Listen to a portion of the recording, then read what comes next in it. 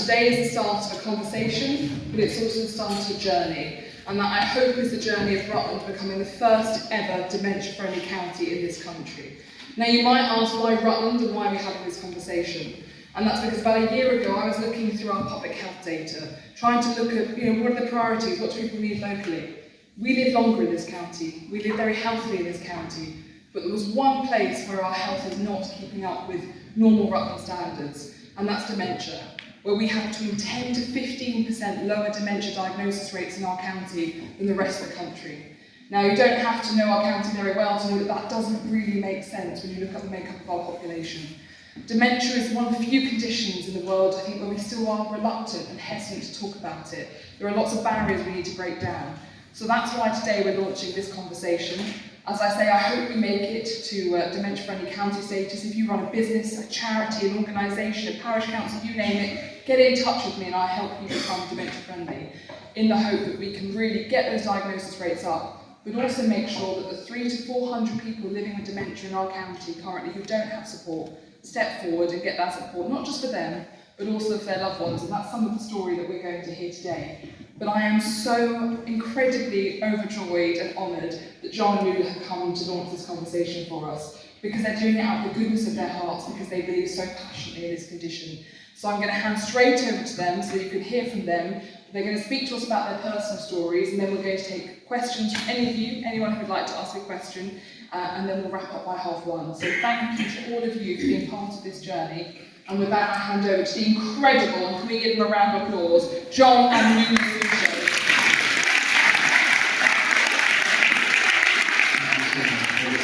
I'd just like to begin by saying that when we were driven here this morning, we arrived at Leicester train station. We were driven here and we crossed the county border into Rutland, and I saw that little word Rutland.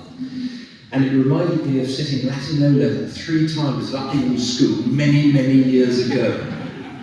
It is nice to be back in the county where I was educated, and particularly for such an important occasion. And Nula and I are going to tell you stories, and I know from past experience that you will be sitting there listening to our stories and thinking to yourselves, is that happening to me, or my wife, or my husband, or my mother, or my father, or my grandma, or my grandmother? I would just like to say right at the start, to use the dementia world language, everyone with dementia is on a different journey. You cannot put what happened to our spouses in your mind to your partner or parent and think, they've got dementia. It's not necessarily true. Who hasn't forgotten a face or a name, or where they put the car keys, or what an email address is? It's absolutely normal. And if you have forgotten them, the fact that you know you've forgotten it is proof that you haven't yet got dementia. You might never get dementia, and I would even go so far as to say that if your parents had dementia and your grandparents had dementia, it still doesn't mean you'll get dementia. We have come to believe that whether or not you develop dementia is a roll of the dice. And we've been told that by medics. We don't know. Pick up the newspaper though every day of the week. Eat more tomatoes, that will stop you getting dementia. And then the following week, don't overdo the tomatoes. And once, keep your brain active, do crosswords and what have you. And then a week later, don't do too much brain activity because you'll neglect physical activity. So every remedy that you read, you can put to one side. It is a roll of the dice. That is what we have come to believe. And it is a fact that it is the biggest cause of death in this country, particularly as we live longer. The dreaded statistic is that 1 in 3 of us will develop dementia. How badly? How not badly? We just don't know. My wife Bonnie was diagnosed with Alzheimer's in 2006. I knew things weren't right. She died 9 years later without ever knowing that she had Alzheimer's. And deep into her dementia, we sat watching a documentary on Terry Pratchett, the author, who had a rare form of dementia.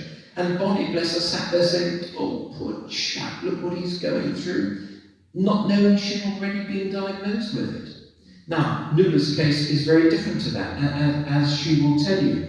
And the fundamental core problem with dementia is getting a diagnosis. Now, comparisons are invidious, and I don't want to make light in any way of cancer. If you suspect that you or a loved one may have cancer, there'll be a reason why you think that. You've found a lump somewhere, or you've got a rasping cough, or whatever the reason is. You go to see your GP, they immediately say, I need to refer you on. They refer you on, and a biopsy will be taken, and it will be analysed, and there will be a result. By and large, nothing is certain in medicine. We're both from medical families. We know that nothing is ever certain in medicine, but by and large, if you've got cancer, they'll be able to tell you you've got cancer. How do you diagnose dementia? I'll tell you how you diagnose dementia. Both of us went through this experience. You go to your local GP, who is not a specialist in dementia, whose training in dementia may have been cursory at best, and you are asked a set of questions. Who's the Prime Minister? What city are we in? What building is this? What day of the week is it? Hardly scientific, is it? And Bonnie, well, bless her heart, she started off by getting 20, you always ask 30 questions. 29, it went down to 22, then it went down to 16, and in the end, I was coaching her before we went in to hope that she'd get the answers right, just to throw the system out the window, because it's nonsense. It's just not scientific. So what has got to improve in the first place is diagnosis. Once you've got that diagnosis, it's amazing how many things over the past several years drop into place. That's why she didn't know that was her handbag. I thought at the time it was just a momentary lapse. Now I know we've got a diagnosis. So the first thing that has to improve is diagnosis. Secondly, one of the cruelest aspects of dementia is that the strain on the carer, the spouse or the son or daughter, is so great that it's quite normal, quite common for the carer to die before the person with dementia. The strain of caring for someone with dementia is so intense. Nula will tell you her experience. For both of us, I had a very compliant wife. She was very easy to look after until it became in the later stages. Nula, with a 6-foot husband, had other problems, which she'll tell you about. But the strain on the carer is so intense that the carer needs help. I was lucky. I had an Admiral nurse to help me. Do you know what Admiral nurses are? Shall I explain very quickly? They are specially trained to help people with dementia, and more specifically, the carer. Now, they are not mental health nurses, they are specially trained dementia nurses. And the reason they are, when I was first told, you have access to an Admiral nurse, I said, no, I can't, because I was never in the Navy. The reason they're called Admiral nurses is that the family, a Jewish family actually called Levy, long time ago now, the father developed dementia late in life, very seriously, and there was absolutely no help for him, and the family decided to fund a charity to train special nurses to look after the person with dementia and the carer. And this elderly chap who had dementia loved sailing, and his name was the Admiral. And it's a pain that they're called Admiral nurses, because people immediately say, what's it got to do with the Navy? But they are crucial. When Bonnie went into dementia, there were 65 Admiral nurses in the entire UK. 65. Macmillan already had 2,000 at about that stage for cancer. 65, I think it's now about 400 or thereabouts. It's still negligible, and it's still, to use the old journalistic cliche, a postcode lottery. I only had access to an Admiral nurse because I lived in a borough of London that had them. Now, I know from Alicia that Rutland is well endowed with Admiral nurses. That is amazing. Back when Bonnie went into dementia, as I say, 65 in the whole country. There were none in Tyneside, none in the southwest, none in Northern Ireland, none in Scotland, and 9 in Kent. Why? It's madness. There should be in every single NHS facility. And what my admin nurse said to me, which changed my life, was, your wife has got dementia, but if you don't get out there and get a life, then dementia's got you too. And that really altered my whole thinking. And Nula had no access to an admin nurse, no help whatsoever. So her story is rather different to mine. Hello, everyone. I'm not a public speaker, so do forgive me. I'm not sitting with someone who is a brilliant speaker. You can imagine how I feel. Anyway, my story is James was a television director, writer, and for a while I started to notice things were not quite okay with him. And he was filming, and some of his crew contacted me one day and said, you know, he's all over the place. And I said, well, you know, that's just James, you know. And I ignored it. And then other things were happening. He was losing clothes. He was on a flight to the States and left his passport on the plane. And again, I kept thinking, it's just James, you know, he's so much on his mind, etc., etc. Finally, we went to dinner with, finally, I come from a family of medics, and my 3 family members said, there's nothing wrong with James, he just needs to slow down, stop actually writing, and take a break. And finally, I got no answer, so we happened to meet a friend of ours who worked in America in a hospital, and she invited us down for the weekend, and she said to me, there's something wrong with James. And that was the first window I had to believing that there was actually something wrong with him. And we ended up going to Harley Street, met a very pompous consultant who asked James some questions, and he diagnosed Alzheimer's. And Alzheimer's? He can't have Alzheimer's, he's only in his 50s. That was a huge, huge shock to me, and we left, and I couldn't believe it, and a week later I thought I've got to get a second opinion, and we ended up at the Edinburgh in Cambridge, where they did all the tests and questions and so on, and the diagnosis was Pick's disease. And again, I was shown into a dark corridor with no roadmap, and I did not know how I was going to deal with this diagnosis. There was no help, no support, and even the consultant who diagnosed it kind of dismissed it. Yes, it's Pick's disease. There is a drug I can put James on, but I think he's too far gone for that. So there was nothing for me to just... I came home and I thought, what am I going to do? And I'm a positive person. I thought, right, I'm going to fight this dementia. This is not going to take James away from me. So I treated him normally. We had a place in the States, so we would fly to the States.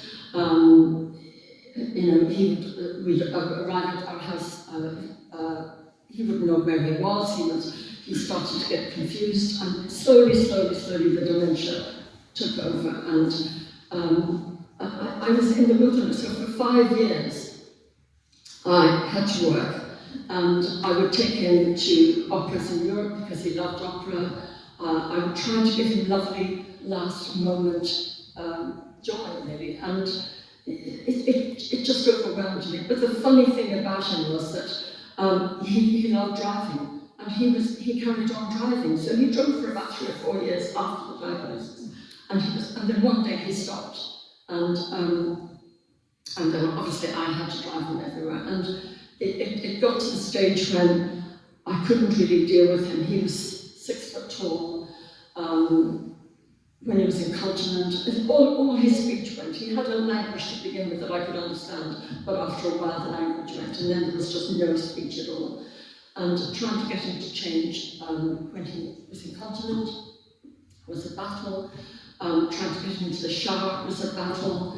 If people came, I tried to carry on normally. I would invite people in for dinner, and he would turn around and say, "It's time you fuckers left." I became really, uninhibited. And, he wouldn't let carers in if I had to go away for a day, I would bring them carers, he would make their life hell. So in the end, they just said, we can't, he would lash out. This was someone who was incredibly gentle, incredibly intelligent. He'd been to Cambridge to read languages, he'd been to the London School of Economics to read politics. He became a researcher with the BBC, he became a cameraman, he became a television director, so highly intelligent. And suddenly to lose all that was just horrendous. So for 11 years, I walked this heartbreaking journey of dementia. There was no support for me. Even my family, as I said, who a lot of them, were medics, didn't even ask how he was in the end, because dementia is ever-ending. It goes on and on. There is no ending to dementia. With cancer, we've got 6 months or a year or 2 years. But with dementia, there was no ending. And I found myself really alone. And finally, my sister-in-law, who worked for Macmillan in Edinburgh, came over for the weekend, as she often did. And she said, you've got to put James in a care home because you've lost weight, you're not sleeping, you can't manage him. And we made the decision to put him in a care home. And the care home wasn't great as far as I was concerned. I would often come in and I would spend the days there a lot of time, and I'd find him unshaven because the staff would say, he didn't want us to shave him today, or he wouldn't allow us to cut his hair today, and it just went on and on and on, and I didn't know how to articulate. I didn't know what, and even the staff are not trained in dementia. It's still, as far as I'm concerned, the outcast of diseases, which I'm thrilled, Alicia, that you have opened a centre. If only I had had this when James was diagnosed, how easier it would have been for me to navigate the journey. And what else can I say, John? We then met in the care home because one day a staff nurse organised a lunch for the parents or the spouses, and there were only 3 of us, I think, who were spouses. Most of them were parents or grandparents. And John came in for the lunch, and I didn't particularly, I didn't really like him that much. I thought he was a bit pompous. I trained I come from an Irish, background. My grandfather was from Scotland, and my grandmother was, from Denmark originally. And I went to a very horrible convent, boarding school, which I hated. And I had a little bit of a stammer when I was growing up, so I was always very conscious of not speaking in public. So this is why this is a huge ordeal for me to do this. And I became an artist anyway, and I ended up at the lunch, and John appeared in, and he was very confident, together, very articulate. And I'm on the other side of the table thinking, oh my God, how am I going to get through this? And at the end, he said, I think I know your husband, he's next door to Bonnie. And I said, yes, he is. And I had got to know her actually really well, because she would meander in and out of James's room. She would help herself to his sweets. She would have his drawer. And sometimes she wouldn't let the carers give her a bath, but she'd let me take her down to the bathroom. I'd shampoo her hair. So I got to know Bonnie really well. And she was always cold, so I would lose scarves to her. She'd always take a scarf, and I would never see it again because someone else would take it from her.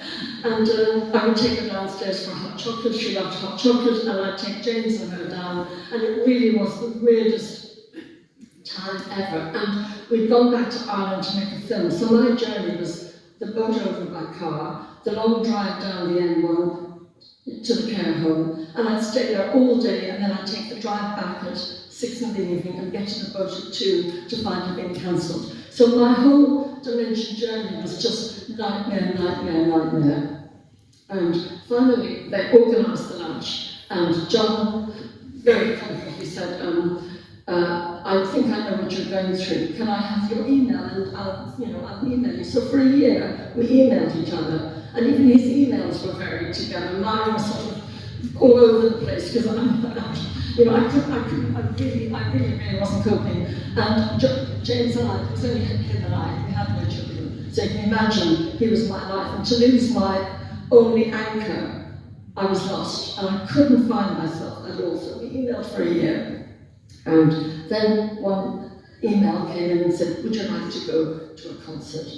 So we went to the concert, and we were like two naughty teenagers. We really shouldn't be doing this, even though the carer said, you must get out, you must have a life, you must live, because otherwise dementia will get you too. And by now, James was in dementia, like 9, 10 years in dementia. And, you know, Bonnie, similarly, and they didn't know us. We would go in, they didn't know us at all, they'd walk away down the corridor or, you know, whatever. So that's how we started to know each other. We went to an opera. He took me to a Wagner opera, and I hated Wagner because I'm more into La Traviata, you know, and he loved this opera. And I thought, how would it's the worst opera I've ever heard. So in a way, it was like, it really was like that.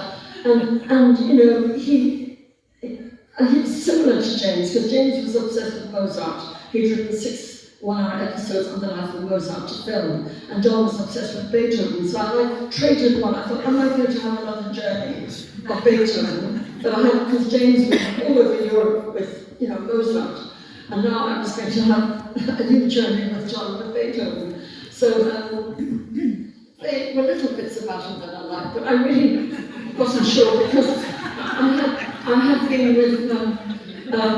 been with James, you know, for 20 years, and it's a long time, and you don't change when I'm older now. I'm not 18 or 20 or 40. I'm in my 60s, and I thought, how am I going to, cope with someone like this? Anyway, we went on a holiday. We had the first holiday. We thought, the carer said, you must have a holiday. By that I lost weight.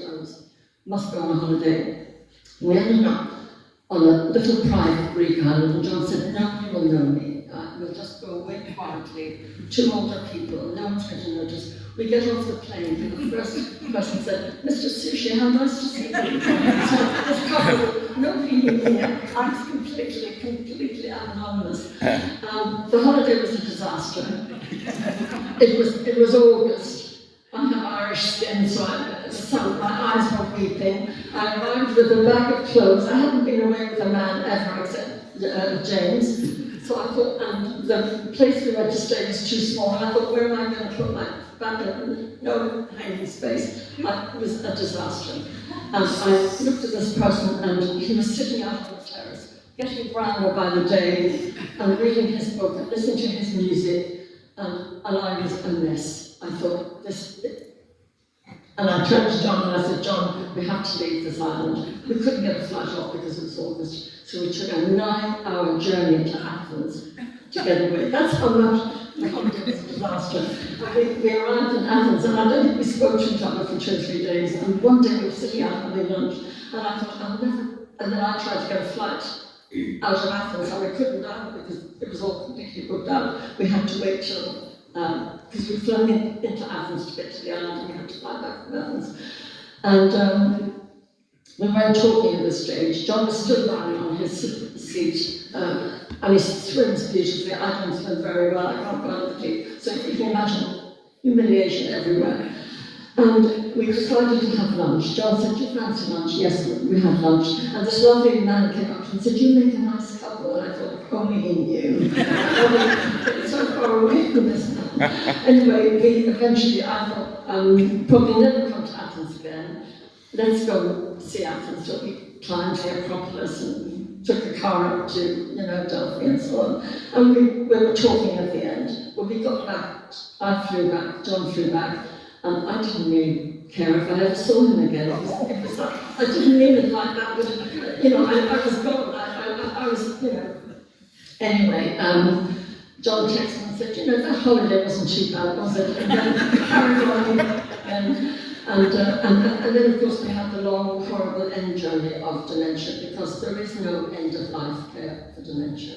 That was my big shock altogether. James was in a care home in Watford.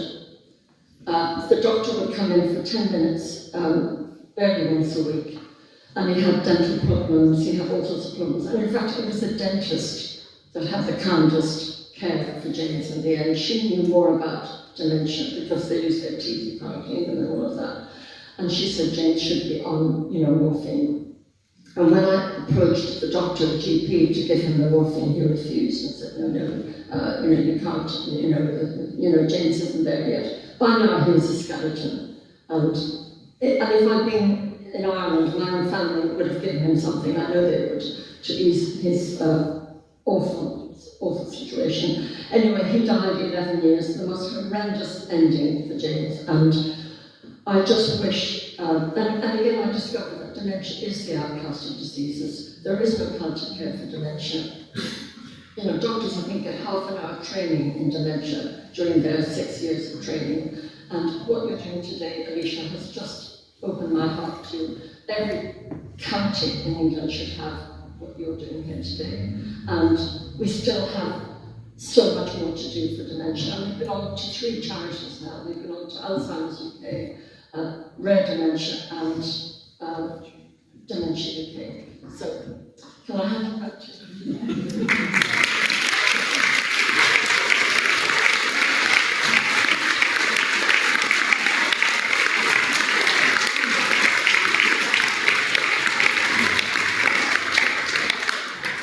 This hasn't gone in quite the direction I was expecting. I've learned the thing or two.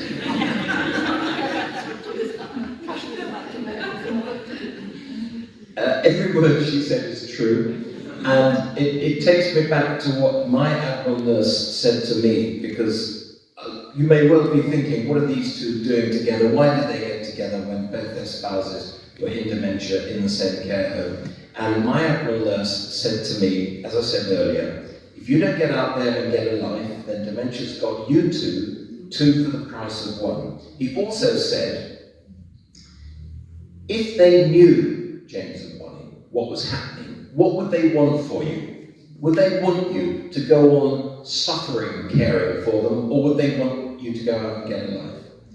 Also, he said, if it was the other way round, if you were the ones with dementia, what would you want for them? And that really struck a chord, because as Nula said, when she came to the care home, she knew Bonnie before I knew that she knew Bonnie. And then she said, yes, I know your wife. She comes into James's room with me. And funnily enough, physically, they're fairly similar, both blondes with pale skin. And some of the care staff thought they were actually related, if not sisters. And so, for our relationship to progress, it was almost as if it was what James and Bonnie wanted. And despite the little hiccups that Nula's mentioned, most of which were caused by the natural guilt that you feel. And I'll just tell you one little story that another Admiral nurse told me. And that is, you will always have guilt on your shoulder if you have a loved one with dementia, even if you go to the cinema. Never mind a Wagner opera. If you go to the cinema, you'll feel guilty. Why am I enjoying myself when they're not able to? And this other Admiral nurse said to me, the guilt is on your shoulder like a parrot. Flick it off, flick it off. And then they said something quite extraordinary. She said, here's another way of dealing with guilt.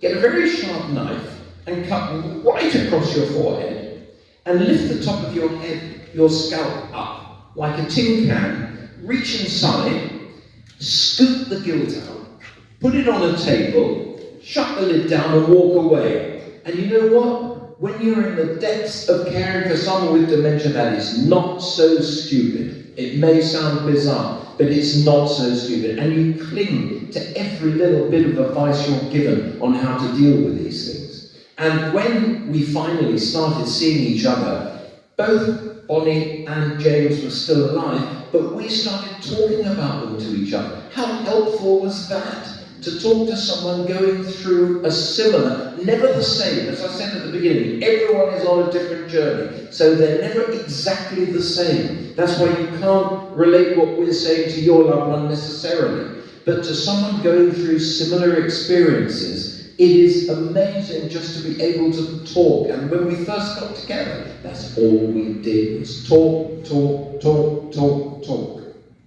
And slowly, it helps to bring you out from it. And we knew that it was a journey that would end, but again, unlike a cancer diagnosis, you're not given any. In fact, I can say that the specialist that first diagnosed James in Harley Street sent to Newley. The last patient I had with a similar form of dementia died within a year. Did he not? How long did James live? 11 years, yes, 11 years. 11 years, so he was 10 years out. In other words, the medical profession, and believe me, as I said, we're both from medical families and we admire the medical profession above all professions, but when it comes to dementia, they frankly do not understand the brain. The brain is the last place that they haven't yet got to grips with, so that they can't tell you exactly what is going on. But I must say one thing, almost in conclusion, before we invite questions from you. We were at an Alzheimer's Society meeting earlier, what's today, Sunday? Oh, Saturday, on Wednesday morning in London. Yes, sorry. You'll find yourself, actually I'm going to just pause for a moment just to say that there's a lot of humour in dementia. We both laughed a lot, even James and Bonnie laughed a lot, and it's healthy to make fun of dementia. I'll never forget, there was when dementia was in the news some years ago now, the Sunday Times printed a black and white photograph of an elderly lady in a deck chair laughing her head off, and the bubble coming out of her mouth said, "I may have Alzheimer's, but at least I haven't got Alzheimer's." And you know what? When you're caring for someone with dementia, that is a tonic. There was an elderly lady in the room next to Bonnie in the same care home, and her daughter said to the head care lady, "My mum really wants to polish her nails. Please may I bring in some nail polish for her?" And the lady who ran the care said, "Absolutely not. That stuff is lethal. Please, please, please don't do it." So a week later, the daughter smuggled in some nail polish, some red nail varnish for her mum, and put it into the cabinet, medicine cabinet above the basin, and said to her mum, "Don't tell anyone, Mum, but I've put some in there." Next time she visited a week later, the lady ran the care home and said, "Did you put some nail varnish in the... Oh, yes, I'm afraid I did." "Well, your mum used it. It was a nice idea, and she used it. She painted her teeth." And there are other stories I could tell you. If I just say the word Maltesers, you'll know where I'm going, so I won't go any further down that road. But even that is humorous. So there was humour in dementia, and we both used to swap jokey stories about it, and it's very useful and very helpful to do that. But to get back to what I was saying, we were at this Alzheimer's Society meeting on Wednesday morning, and we spoke to their head medical researcher there, and she said there are two new and very exciting medical prospects on the horizon. One is there is a new kind of blood test they're formulating that will allow the medics to give you a more accurate diagnosis of dementia instead of asking who the Prime Minister is. And secondly, there is a new drug that is being developed. Now, I am the ultimate skeptic when it comes to ways to avoid dementia or ways to cure dementia. Nothing works. In fact, I shall break off again to tell one very quick story. That Bonnie was on Aricept, which is a drug that you're given in the early stages to try to slow the progress of dementia, and we moved her to a different care home to be nearer to her son, and one of the decisions that the sons and I took jointly was, look, let's take her off Aricept, because who knows what the long-term effects might be. So when we moved her to the new care home, we said to the staff there, she's been on Aricept, please can you take her, we want her now to be off Aricept. We were a little bit wary, because we'd read anecdotal evidence that when you take someone off Aricept, it can cause problems, but they said, no, absolutely we'll do that. The change was extraordinary, and after a month or so, her sons and I were saying, she seems so much better. And we said to the boss of the care home, it's amazing the change since you've taken her off the Aricept. And he looked at me and he said, no, we haven't. In other words, it had made no difference at all. We thought it had made an improvement in her. The improvement didn't come from Aricept. She was still on it. So we don't know even now whether it was the right thing to do or not. But I was going to say that a new drug is being developed in America, obviously, and for the first time, this drug attacks the amyloids, which is the things that form in the brain that cause dementia. And unlike Aricept and other drugs, which are there to alleviate symptoms, this drug actually takes out the amyloids. It destroys the things that cause dementia. And I'm not very scientific, but she said this is the biggest breakthrough yet. Now, both the blood test and this anti-amyloid drug are going to take years more testing. Then they've got to go to NICE in this country to be approved, so we're a long way off. But she said, I promise you, this is truly, truly exciting. So that is very good news. In the meantime, Alicia's campaign here in Rutland is so good and so worthy. We have to talk about dementia. We have to discuss it. We have to laugh at it. And we have to learn how to behave in the face of it. And the things that Alicia is doing here in Rutland, in shops, that even chairs like this, which you can see easily. So the person with dementia, just go to that yellow chair now. Go to that yellow chair. And another thing we were taught, never ask a person with dementia a question. Never say, would you like a cup of tea? Because that immediately raises in their mind, oh my God, am I going to have to pay for this cup of tea? Do I need milk in it? Do I need to put sugar in it? So don't say, would you like a cup of tea? Say, here's a cup of tea. Don't ask questions. So this campaign is so worthy, and we are so pleased to be able to support it and to help Alicia launch it. And all I can say is, for it to be happening here in Rutland is so marvellous, and we just would love it to be nationwide, wouldn't we? So congratulations, Alicia, and to all of those who are helping with this campaign. If you would like to ask us any questions, we'd love to take them, especially Lily, who might surprise us all. You never know what she's going to come out with next.